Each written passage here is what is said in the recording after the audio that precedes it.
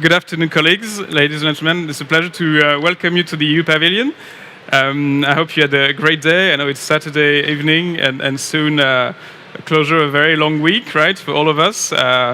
Trying to sort of skim through the first achievements of this week. And I'm actually quite happy to signal that one of them has been the closure of 4 agenda items of negotiations on the technology mechanism, which is our topic today, actually not only but also partially. I think today what gathered us is in particular the way we can approach this idea of transformational adaptation with a technology, I would say, focus. We have here the pleasure to have the director of the CTCN, the Climate Technology Center Network, Rose Mwemwaza, who's been the center has been instrumental in basically trying to not only source elements of technology from the market and from developed countries and developing country parties to steer them and to give them more visibility, and how can they be taken up then to be implemented to serve the interests of the developing country parties, adaptation and mitigation need. So it's an instrumental organization. Together with the TEC, the Technology Executive Committee, those two organizations have been now rolling up a new work program for the next 5 years. And this is going to be quite fundamental because very well focused on key aspects, key sectoral aspects, for instance, to tackle the food, water sector, building industry. So basically how through technology and having potentially long-term solutions for this, can you then achieve long-term goals and sort of in a better way, more efficient way? So I think the UNFCCC is quite calibrated to achieve this kind of events, this kind of objectives. And without further ado, I might actually give you the floor already. Rose, if you want to present, first of all, the CTCN and mention in a few words what this new program of work will do and how today, from all speakers, you would like to hear what basically you would like to hear as well, in a sense, also when it comes to giving us examples from the ground. I think we'll have speakers today that will certainly do that, but also from our financial institutions partners that certainly will be able to increase the collaboration that we certainly want to push forward in the next few years. So Rose, thank you. Thank you very much, Nicholas. I'm very happy to be here.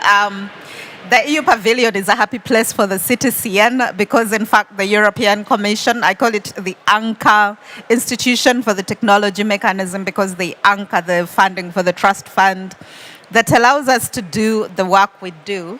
I want to start by acknowledging Nicholas, who represents the European Commission on our advisory board. And so he's been a key part of the 5-year work program that he was talking about in developing it and making sure that we bring it to the member states and also achieving the consensus we've achieved in the technology negotiations.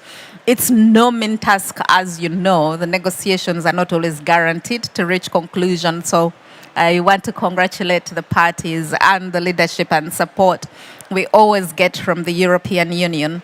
So Nicholas told you a little bit about the CTCN as a mechanism of the UNFCCC. And basically, our core mandate focuses around providing technology solutions to developing countries, largely through facilitating technology transfer, but also supporting innovation at national level through the development of systems of national innovation. We also support capacity building, especially for the technologies that we transfer that need that capacity building. And then we provide policy, legal, and regulatory framework support.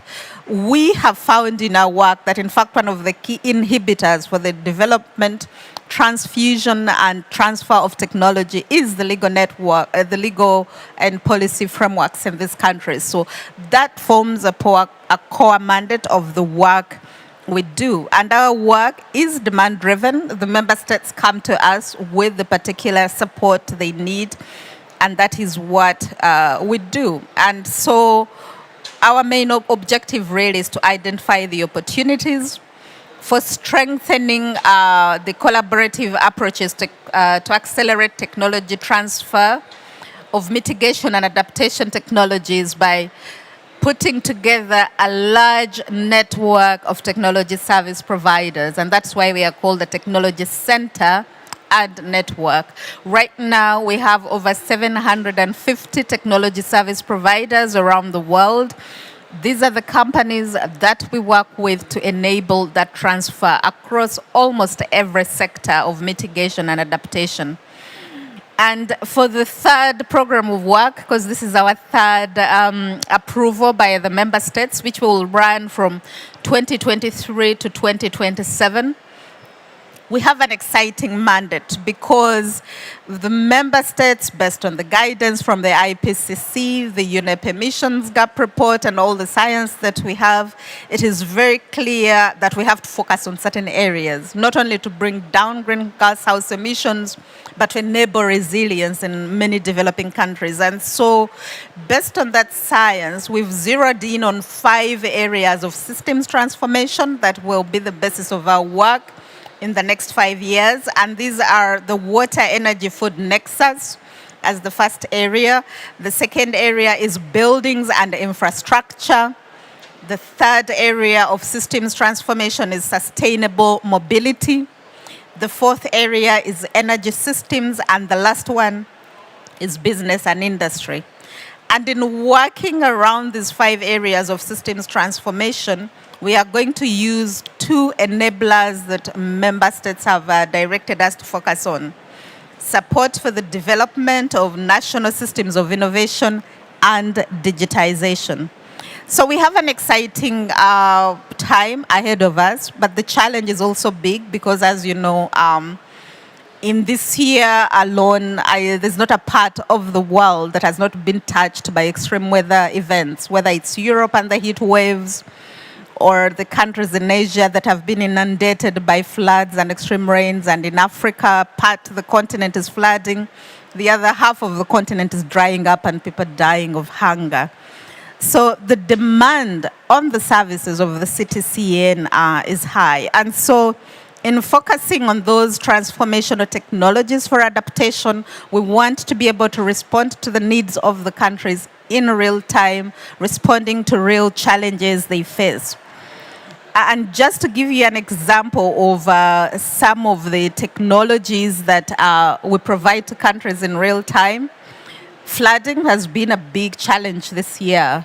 So we worked with the government of Burundi to transfer to them a technology by a company in the Netherlands that controls flooding, slam dam technologies. This technology allowed Burundi, I would be happy to share with you the details, to escape some of the worst flooding it suffered in the past.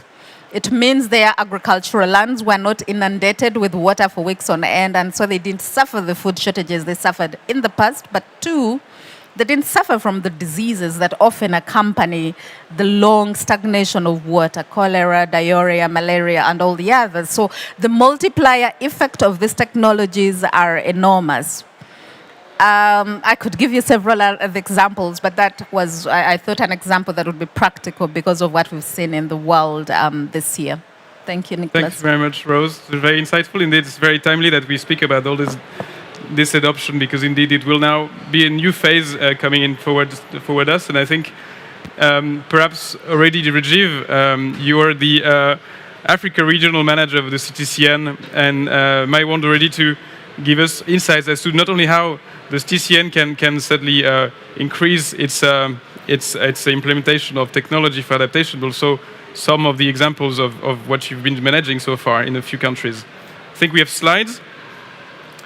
And I forgot to acknowledge our viewers online as well, wherever they are. Hope they can enjoy. And we can just try to stick to the timing. So if we could ask probably to skim through in a few minutes the main issues. Thank you so much. Thank you. I wonder, I think where the microphone, maybe, oh yeah. Thank you, Nicholas. And I think my work has been made easier by Rose by explaining a lot about technology and what the CTCN does. But there are a couple of things which I would like to point out before I jump into the examples of what technical assistance CTCN has provided, some concrete examples, and what the value proposition of the CTCN is first of all, it's definitely a body under the climate convention. It's the only body which has the mandate to work on technology transfer issues. But more than that, the CTCN works on the demand-driven basis. So it means that the country on climate technologies, they can come directly to the CTCN, and the CTCN is happy to provide support. In this world, technology is available. It's really available on the market. It's the application of the technology which matters the most. And in order to apply a technology, it has to be suited or tailored to a specific situation, to a specific circumstances. And this is what the CTCN is doing. And this is the greatest value proposition which the CTCN brings on the table. Definitely, we just not focus on technologies, but we also focus on trying to aggregate the market so that it prevents a big market for the private sector to come in by kind of harmonization of the standards and harmonization of protocols, so that the goods are able to flow from one country to the other country. Then it presents a large market, and the market is more aggregated. We support across the full technology cycle, but also at the same time, we also focus on our interventions are gender sensitive, and it involves the youth, specifically in the stakeholder consultations during the time of stakeholder consultations. Again, I'm not going to go into details about what kind of technical assistance we receive, but on the slide you can say it is on decision-making tools, feasibility of technology assistance, etc., etc. Jumping straight to the examples. Again, I gave an example on how we try to apply a technology to suit a local condition. This is a perfect example. Means information system, the climate information system is already there. It is at a more macro scale, at a national scale, but how to translate that so that it goes and reaches out to each and every farmer in a small community, and that to crop specific. So we did this for millets in Mali, and we have developed a kind of a protocol, a kind of a, using an app. An SMS is going to be sent out so that every person receives this information about when to grow millets, when to water them, what to do, what is the weather forecast, etc., etc. So this is the kind of localization which we are talking about. So really reaching at the grassroots level of application of technology. Again, means use of new technology. Digitalization is one of the big efforts going all through, and it's part of our new program of work. But how to use digitalization, how to use digital technologies. A very honest example of it is use of drones. Now, use of drones, we have tried use of drones for adaptation planning in Eswatini, but we also discovered that use of drone combined with the Earth observation satellite, if you superimpose the two images, you get a lot more data, and that data could be analyzed, and you can predict the problem of soil erosion, and it can identify the hotspots where the soil erosion is happening so that the government can take actions. Moreover, even you are able to determine the soil characteristics, their physical properties and chemical properties, by doing a bit of a modeling. And this is what we are trying to do and develop in Sudan, so that the government is able to identify this, and it's a good way of a land management system in Sudan. And this is what the CTCN is doing. Again, in St. Kitts and Nevis, means I have tried to pick up various examples. Again, in this example, we help them develop a drought prediction model.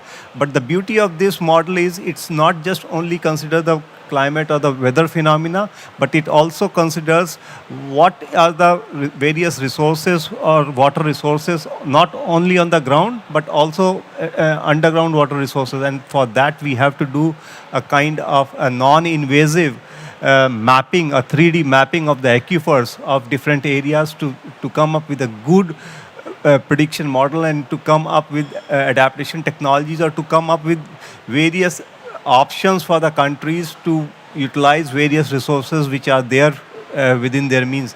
These are 2 or 3 examples. There are many more like this.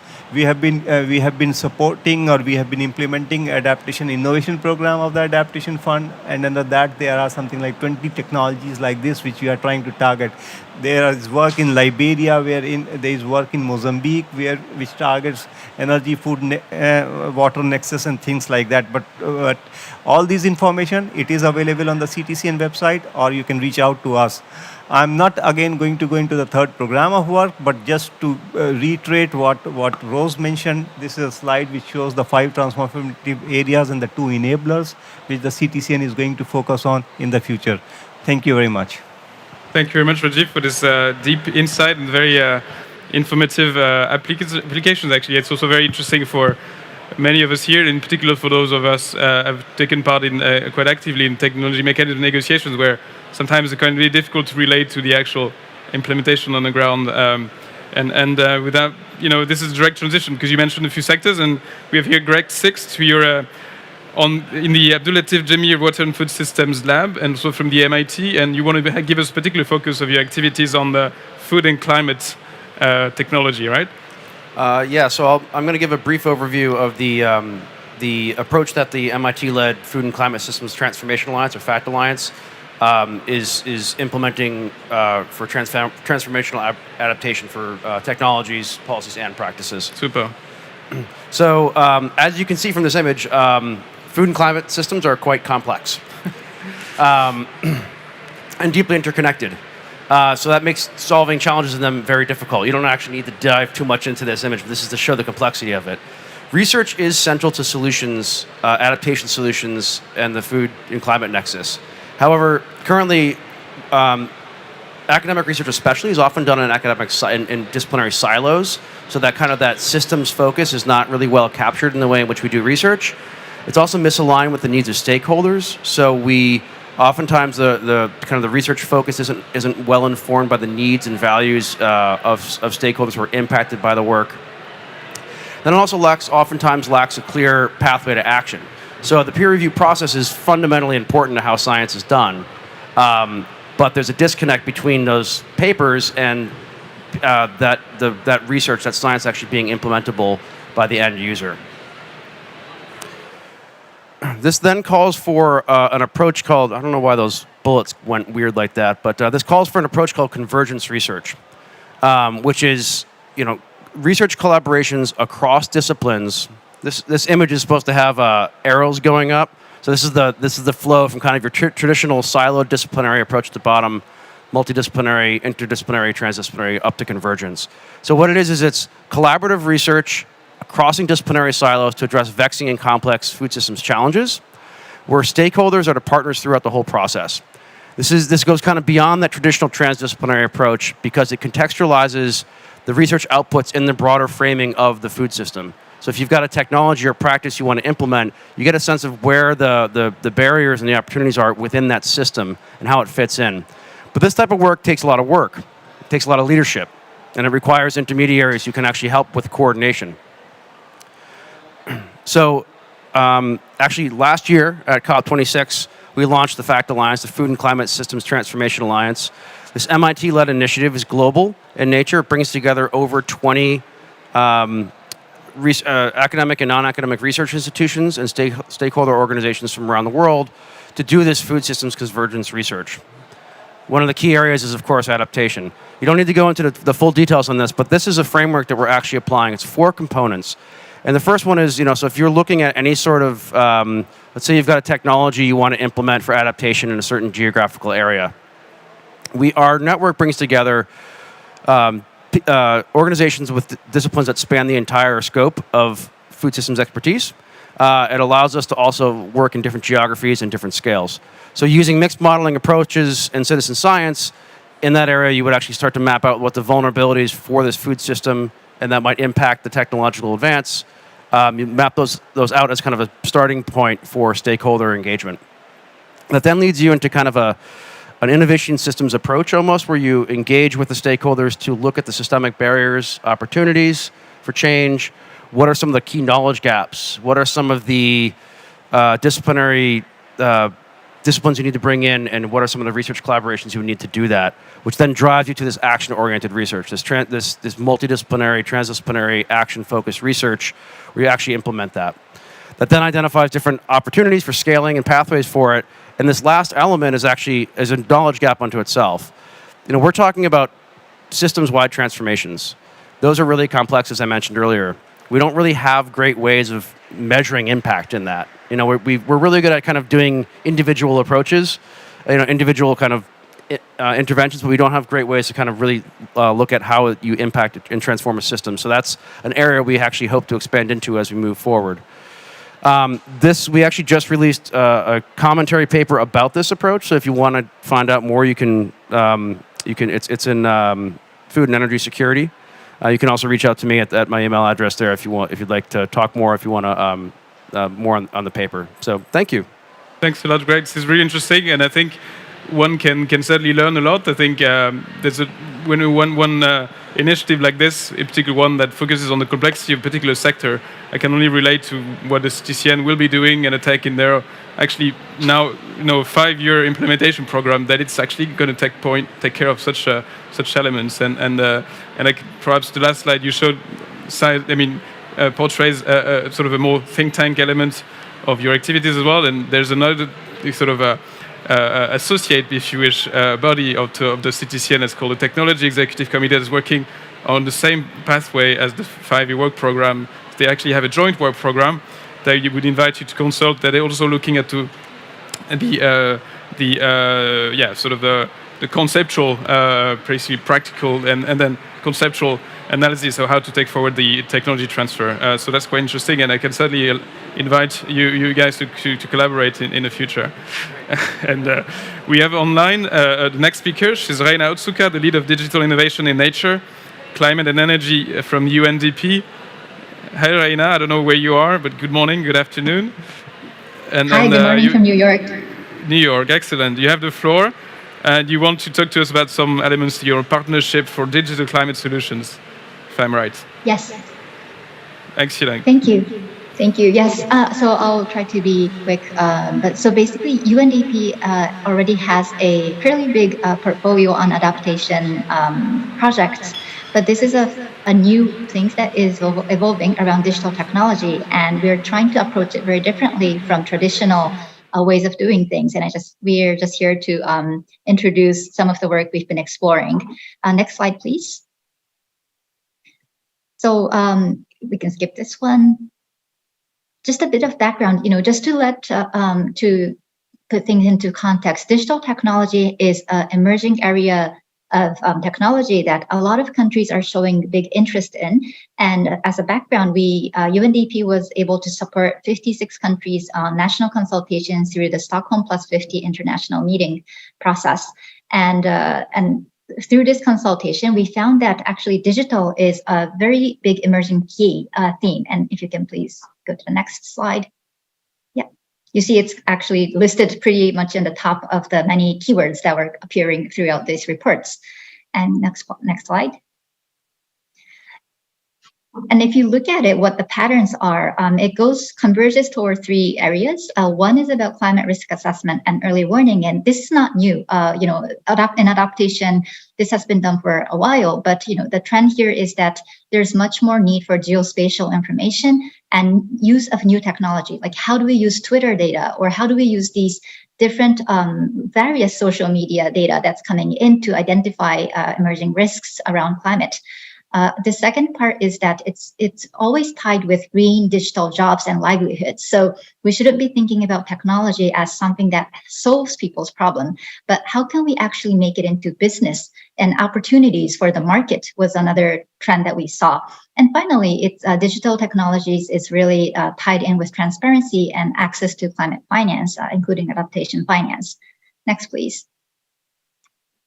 And so at UNDP, we've been testing this new approach called the Digital X. And this is actually through a reflection that usually a lot of international organizations invest in our own innovation. We work with country offices and invest in, in some experimental projects. But we started to notice that international organizations are not always the best ones to innovate. So we flipped it around and really started to see a bit as matchmaking. How can we actually matchmake existing really good solutions out there with the needs of the countries that we support for? Next slide, please. And so the approach we took, we did a big call for solutions out, and we got a total over 1,000 applications, of which 120 of them were specifically about climate change. Out of these, we did a very intense vetting process with the technical experts and listed 28 climate solutions. You can go to the Digital X UNDP website, and these are all listed in detail what the technology and solutions are. And then the second round, we called out to country offices to figure out with the government's counterparts, what technology would they want to use to solve their own problem. And so the country offices are now in the process of submitting funding proposals so that the governments, with the government partners, we can actually matchmake with the technology solutions out there and actually try to scale it within the country context. Next slide, please. And the interesting thing is, like when we did this application or call for application, we really tried to get open source technology, something like digital public goods, things that are easy to scale, not just a proprietary way, just making the company expand, but in a way that others can copy and others can get some technology transfer or capacity building out of it. And the other things that we really wanted to make sure was that the companies or the solution providers are from the developing countries. And as a result, interestingly, usually these call for proposals, there's a lot of companies from the so-called global north. But in this case, 83% of the companies were located, or the majority of them were located in developing economies. So this was an interesting sign. Next, please. And just to give a flavor of what kind of solutions we found in the end are, for example, Koamana Marketplace. This is a company that's operational in Nigeria and Kenya with a plan to expand to Sub-Saharan Africa countries. They have a digital marketplace for rural farmers to gain access to data, markets, and then they can do payments online and then also have some capacity building, upskilling opportunities. And they also bring in insurance. So this kind of, really comprehensive approach toward farmers is the way they're doing this marketplace. And they've already supported 10,000 farmers. And what we're trying to do now is see if there's others in the region that might want to work with this company to solve a different problem that they might have in their own context.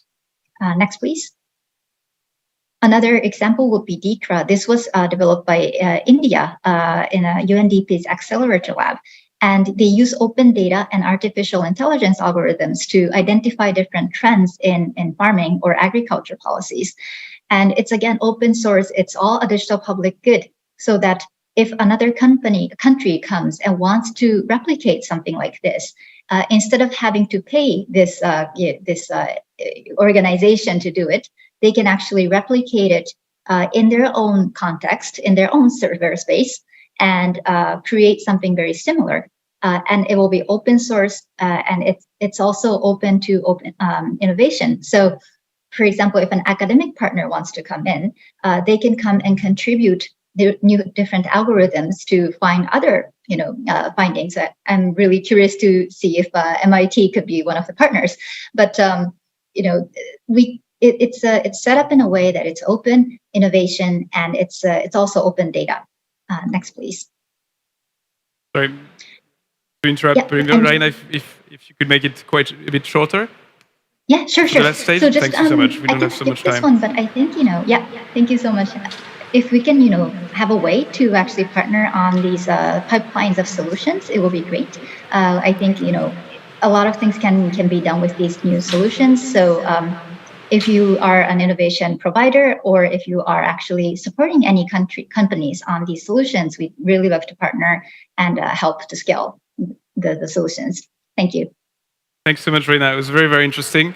And it clearly says that there's a wealth of knowledge in sort of a particular sector that you know the UNFCCC and technology mechanism can really invest in so much, and as well in a lot of possible partners, as I see, to make sure that the implementation of technology in transformative adaptation technology can be fostered in the future. I'm looking at the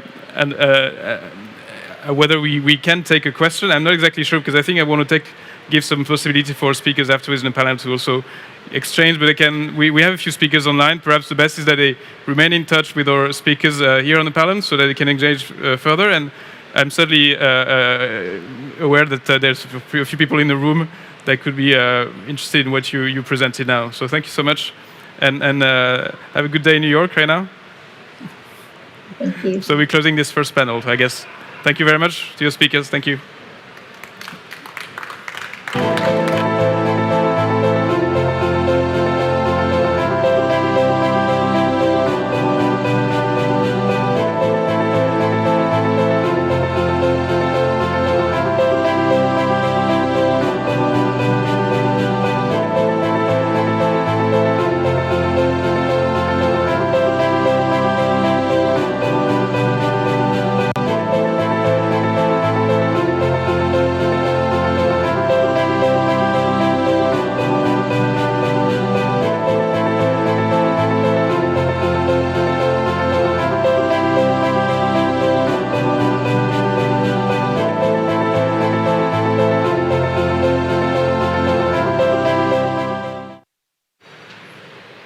Thank you very much. Happy to see you again. So we're moving out after this first panel implementation to focus on quite an essential issues, basically how you want to make sure that this avenue for implementation is also sustainable vis-a-vis resources, and there's also a wealth of initiatives going on around the UNFCCC sort of space and there's certainly many partnerships that one can continue building in the future that are already existing, or even try to engage to build sort of long-standing cooperation. So I'm happy to introduce you here today, Heiji Lee. You're the Climate Investment Officer in the private sector facility of the GCF, and it would be actually great to hear what the sort of programs you're undertaking, developing today, and when it comes to technology and certainly adaptation as well. So I think you have a mic next to you, if that's the case. Yeah. Thank you so much. I hope I'm audible. I suppose so, yeah. Okay. Thank you for having me. So maybe I would like to start by drawing your attention that some compelling data that to reduce so almost 50% of their emissions reductions that need to be addressed to reach net zero by 2050 is actually need to come from the technologies that do not exist or that are not actually commercially viable yet. And also for the adaptation technology is even more scarce and which is more challenging to implement as we speak. So GCF's role is to identify those adaptation technologies, develop them, and help them scale up, and actually help them adopt it to the developed countries. So GCF is the financial mechanism operating entity under the UNFCCC, and our role is to de-risk the development, adoption, and scale up of the climate technologies in developing markets, and as our colleague said, to address the compelling, the climate issues, the catastrophic climate events happening around the world. And GCF is also providing de-risking capital to help those climate technology innovations to happen. So GCF is a partnership organization. So we work with a lot of accredited entities and other entrepreneurs, financial institutions to make those innovations happen. So just to give a flavor of how GCF works in this field to accelerate climate action, especially in the adaptation. So we have recently approved, actually last month, the project called Catalyst. This is a partnership program with GCF and the GIZ and other executing entities in Latin America and West Africa. So this is a program amounting to $35 million, and GCF is providing $26 million. This is to support the mitigation technologies, especially for the incubator and the accelerator program. So this comprises two programs, as I said. One is incubator. So for the companies that are really at a very early stage, that are less mature, and the pre-seed stage, then this facility can provide financing in the term of technical assistance like networking, training, and mentoring, but also the financial support in the form of grant that can be used to develop the prototypes into the minimum viable products and services. And also, so the accelerator program, this is only also for the companies that are more mature at the seed investment stage, but then need more capital to scale up their products and services in the developing markets. So the incubator, the ticket size is about 15,000 euros. And for the accelerating program, for each startup, this facility can provide on average 100,000 euros, in the average of 50,000 to 200,000 euros. So we hope that this facility really helps those startups who have the locally grown, locally led technologies to really develop their technology further and scale up their technology to really address the adaptation issues in West Africa and Latin America. Probably the second cases that I want to share with you today is the investment fund that we have invested in, which is called CRAFT. So what is so special about this fund is that it is the world's very first adaptation technology-focused fund. It's about 180 million fund, and GCF is providing about 25%. GCF is providing anchored equity so that other commercial capital investors can also come in. So the idea is to invest in the growth stage companies so that those companies can actually scale up their the products and services in other geographies.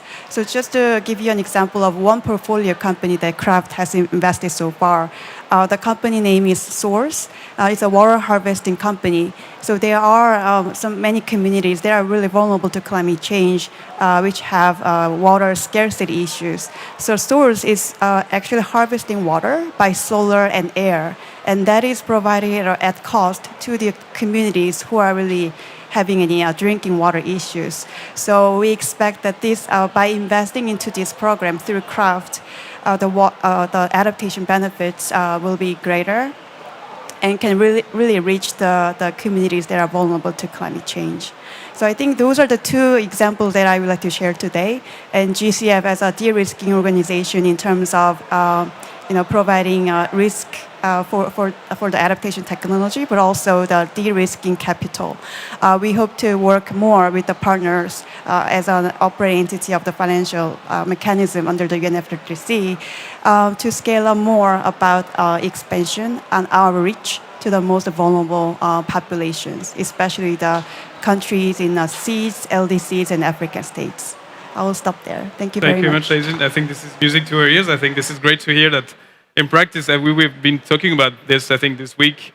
Some of us, at least, how we, with the different parties, how we can practically, monitor and enhance this collaboration between the operating entity of the technology mechanism and the financial mechanism and the technology mechanism. It's always great to hear that.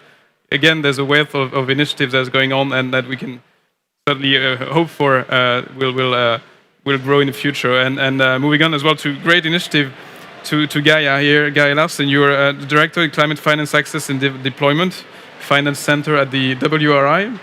And I think you also have a very interesting a few initiatives to talk to us, in particular when it comes to projecting those finance as well, financial initiatives towards developing countries.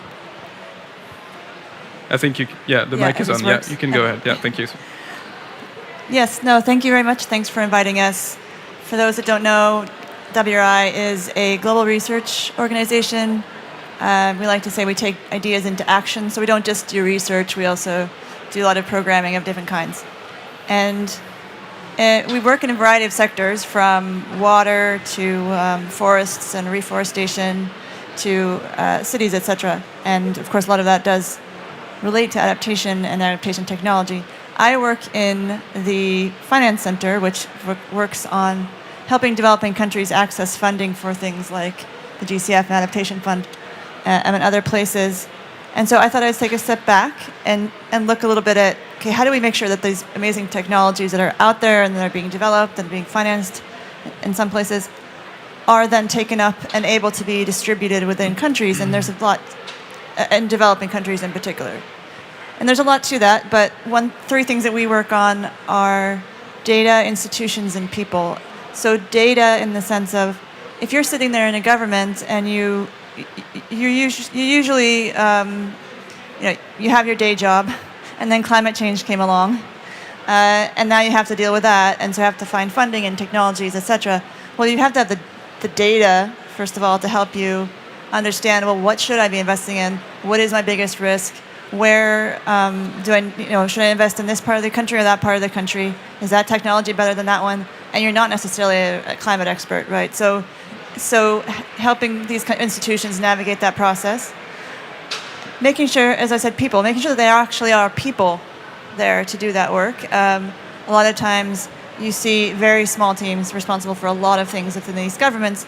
And I'm talking about governments in large part because they play a huge role. For example, they have to approve GCF projects and adaptation fund projects, and they have to put in place the policies and other types of support to enable the implementation of new technology. So we try to make sure that they have the human resources they need to look at the data, to understand it, etc. And then the institutional side is very important. So how do the different parts of government work together when it comes to climate? How does the environment and the agricultural department and the Ministry of Finance and others share information and come to agreement around what should they seek financing for and what should they prioritize when it comes to funding, and then when it comes to technologies. So those are some of the things we work on, and I think it's quite interesting to hear how the approaches that the funders are taking as well, and so that we can make sure that we're matching the support that we provide to the countries to the needs that are there also from the other side. Thank you very much, Gaia. It's great also to hear as you said, the wealth of different initiatives, and then the fact that there's also commonality of efforts within the financial community in trying to address the issues at stake. And I'm now looking ahead to the next speaker. Sorry, it's a bit of a tight program. They will certainly be merit to dive in way more into each of your personal stories and activities, but there we are. But Mohamed Abakai Asuyuti, you are a senior climate change specialist at the Adaptation Fund, and we're all ears by what you can tell us about your activities as well, indeed. Yeah, thank you, and first of all, thanks for inviting us in this conversation. As you know, the fund has been set up initially under the Kyoto Protocol, and we've been under operation for 15 years now. Since 2019, we are officially serving the Paris Agreement. So as of today, we have expanded the portfolio to cover about 100 countries, and we have about 1 billion portfolio, which is covering diverse sector. I mean, the key operational guidance of the Adaptation Fund is that we work on the basis of country ownership. So we address adaptation needs that the countries identify as priorities in their either NDCs or national adaptation plan or whatever policy they have. We work mainly through the direct access modality. We make sure that countries can access our funding directly through the national implementing entities. But in some areas like the technology issues or some countries don't have maybe the national implementing entities, we have partners like the CTCN and the UNEP that is implementing our innovation, one of the innovation window. On the technology transfer and the adaptation, the innovation adaptation, The fund has just completed the implementation of its current medium-term strategy, which covered the period 2018-2022. And this strategy had three pillars: action, innovation, and learning and sharing. And countries have basically access to different kind of windows, including the single country proposal window.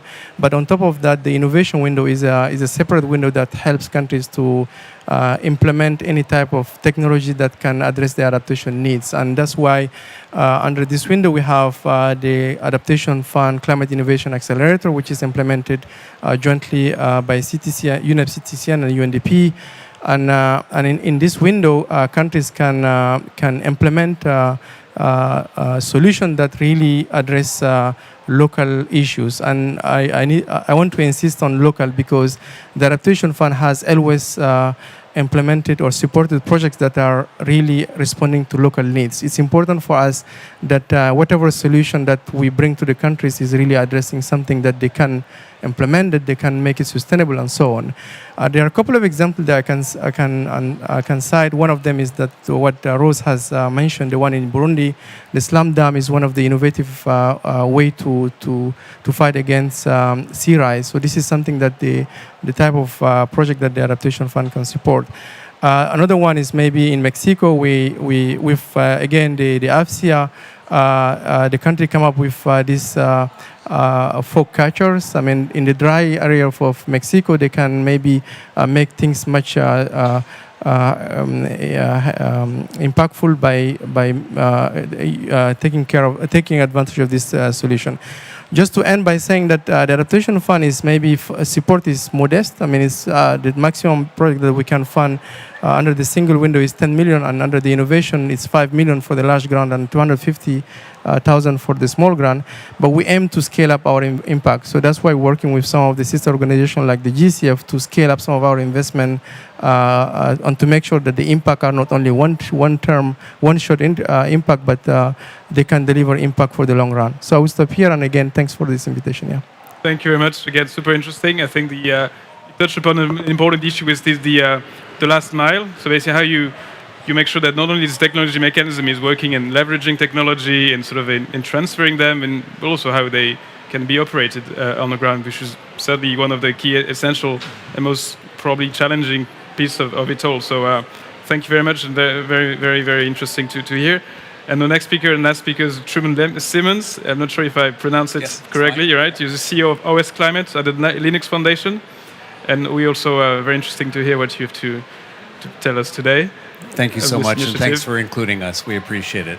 So the Linux Foundation is one of the oldest and largest hosts of community-based open source software and data development projects, the development of digital public goods globally. Over the last 20 years, it has hosted more than 400 projects with more than 540,000 individual contributors in building those digital solutions that have now reached hundreds of millions of users for a whole range of impacts across multiple sectors.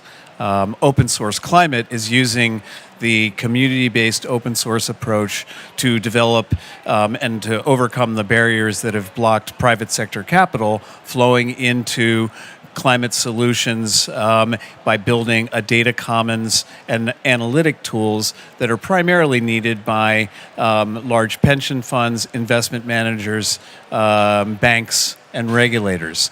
But one of the things that we've realized through our engagement and actually the preparations for this panel and learning about the organizations here is that we can put Open Source Climate and the Linux Foundation to purpose in bringing knowledge and help in development of digital solutions in the Global South from companies, academics, and others in the OECD to accelerate and act as a force multiplier to grow these digital solutions. And then by combining them with other solutions that will be coming into our platform, then to help in the diffusion of those, to learn how we need to change the interfaces of some of those solutions that are being developed first for the banks, for example, in risk management of physical risk in their investments, to make them appropriate and usable for a wide range of users in the global south. So we encourage all of you watching to visit www.os-climate.org, learn about what we're doing, see their contact page to reach out to us and explore how we might be able to help in the development and the diffusion of the digital public goods that you're developing. Thank you. That's fantastic. No, thanks a lot again for all our speakers. And then, indeed, like every practical of your sort of activities and stories relate to each and every possible, countries that are actually applying for technical assistance.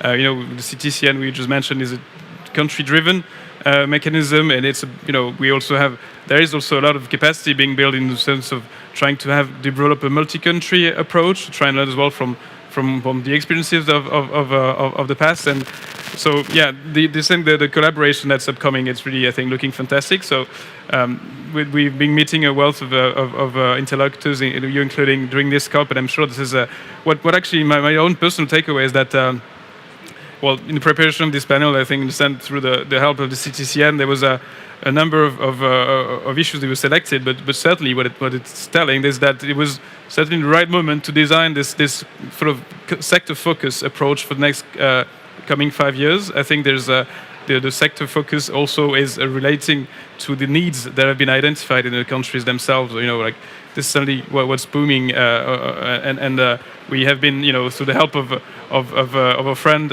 Matt Kennedy, right?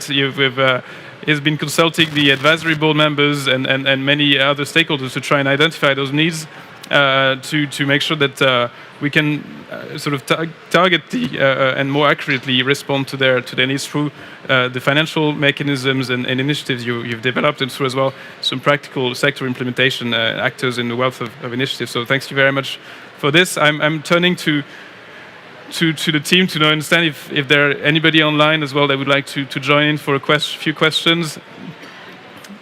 You think we have time, right? Or if possible in the room, certainly yes. Excuse me for this. Certainly for this. Would anybody want to take the floor here, colleagues? I'm looking at a few colleagues here that are also active in the technology mechanism negotiations, and they're having prominent roles in the advisory board of the CTCN.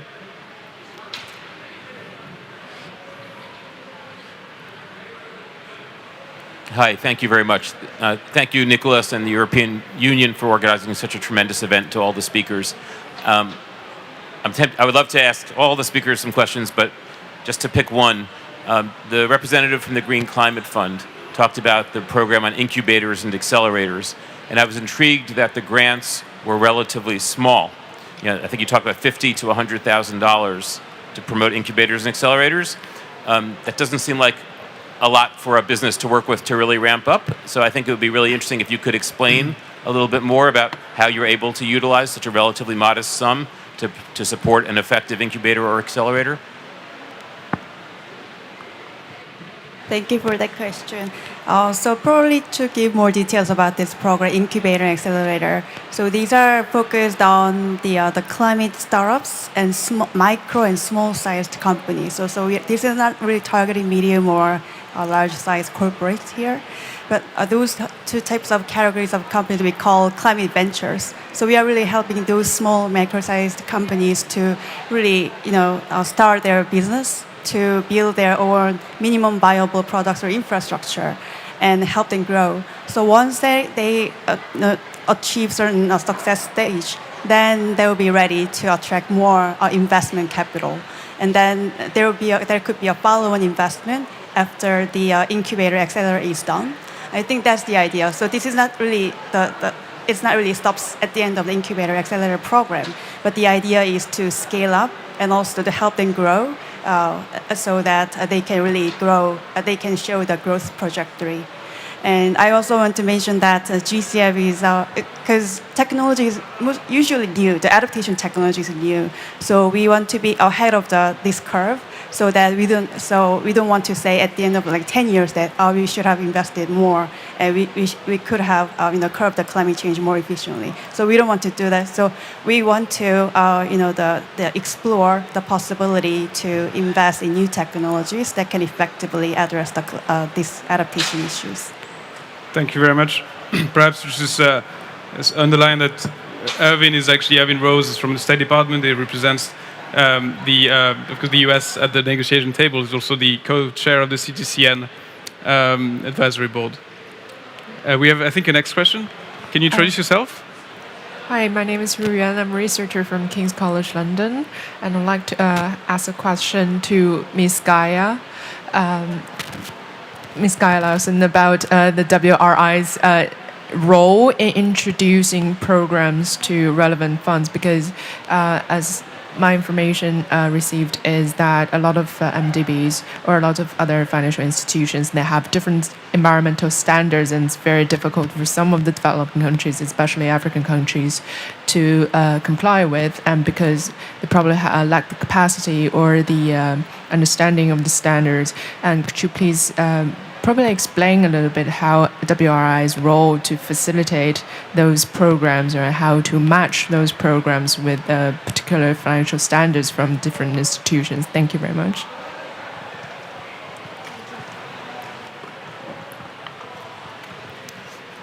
Yeah, thanks for bringing up the question of different standards. I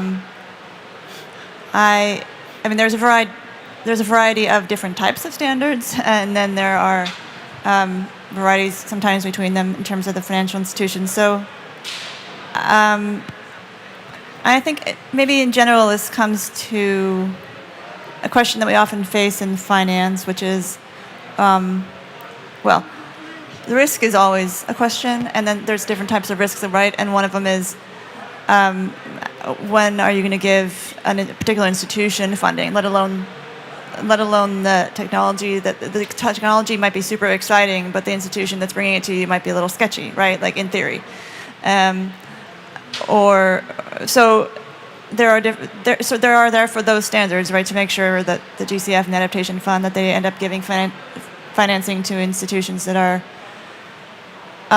up to snuff and able to deal with the funding, and exactly how strict to be there can be difficult to always decide, right? Because especially if you want to give out funding to institutions that are in developing countries, that are from developing countries, that are, that are indigenous, I guess you could say, to the situation, and yet sometimes those aren't the ones that have the strictest and strongest standards, and so there's this balance to be struck. So I mean, your question, I think, was a bit to what we do, and on the one hand, we research this and we write about it, right, to try to help institutions strike that balance. And then on the other hand, we also help developing country partners understand what the restrictions are or what the standards are, and to try to help them reach those standards. So it's kind of engaging with both the GCF and Adaptation Fund when necessary, and with the people that are seeking the funding to be one sort of neutral broker, I guess, a little bit in that process, when we can. Thank you so much. I see we're just going to be on the dot precisely for the... Oh, wait, say your last question. I think we should, if it's possible, allow for Stephen Minas, right? Is there a microphone going around still? Super. I'll let you introduce yourself, Stephen. Thank you very much. Stephen Minas, delegation of Greece and King's College London alum. A question to the colleague from the Adaptation Fund. Could you say a bit more about the expected impact of the Adaptation Fund Climate Innovation Accelerator, and also the role of the CTCN in delivering this impact? Thank you. Thank you. Well, the Adaptation Fund Climate Innovation Accelerator was designed as a pilot program to implement the innovation window of the Adaptation Fund medium-term strategy. And we believe that access to finance when it comes to adaptation has to be mobilized by the countries. So the finance is really responding to what the countries needs.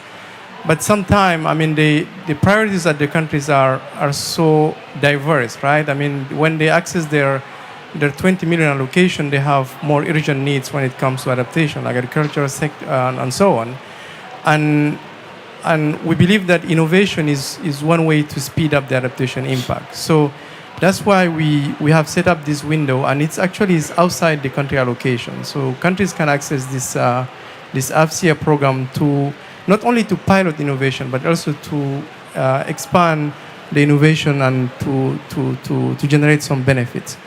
So our expectation, and we hope that will also be successful in terms of result, is that these innovations that are implemented on the ground will help countries to really go beyond the classic way of addressing adaptation impact. The program is currently under implementation, but considering the interest that we're receiving from countries, the innovation window that was under the previous medium-term strategy has been expanded to the new medium-term strategy, which is starting next year, 2023, 2027. So we do hope that this interest will materialize into a more impact on the ground. I don't want to put Rose on spot, but I mean, they are implementing the AFCIA program, at least on the UNEP side, the CTCN. So I don't know if, Rose, you want to say something about the AFCIA.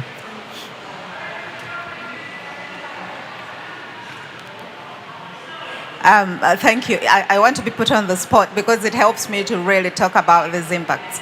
And sometimes even we are pleasantly surprised. We were listening to the president of Burundi talk in plenary, and he was talking about the transformational nature of the slam dam technology. We support national systems of innovation, but we don't want to waste countries' times, reinventing the wheel. So where we identify a good technology, we immediately support transfer. That country, 2 years ago, the floods they suffered led to hundreds of lives being lost. They lost entire agricultural seasons, so people were hungry. But two, they also suffered from diseases that result from inundation of lands with water for a long time, diarrhea, cholera, malaria. So it has multiple impacts. So the president was actually speaking and saying it has transformed their country, and this year they didn't see the floods they saw before.